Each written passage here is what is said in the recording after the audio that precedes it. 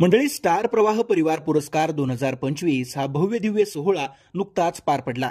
अपेक्षेप्रमाणे यंदाच्याही वर्षी टीआरपीवर अधिराज्य गाजवणारी स्टार प्रवाहाची लोकप्रिय मालिका ठरलं तर मग सलग दुसऱ्या वर्षी महाराष्ट्राची महामालिका ठरली आहे।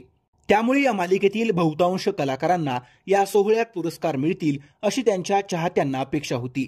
मात्र महाराष्ट्राची महामालिका आणि सर्वोत्कृष्ट खलनायिका प्रिया हे दोन पुरस्कार वगळता या मालिकेतील अन्य कोणत्याही कलाकाराला एकही पुरस्कार मिळाला नाही।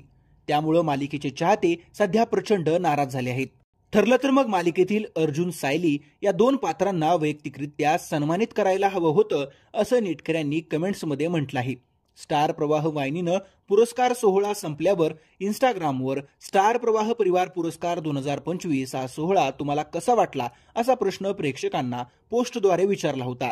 यावर नेटकऱ्यांनी कमेंट करत तीव्र नाराजी व्यक्त केली।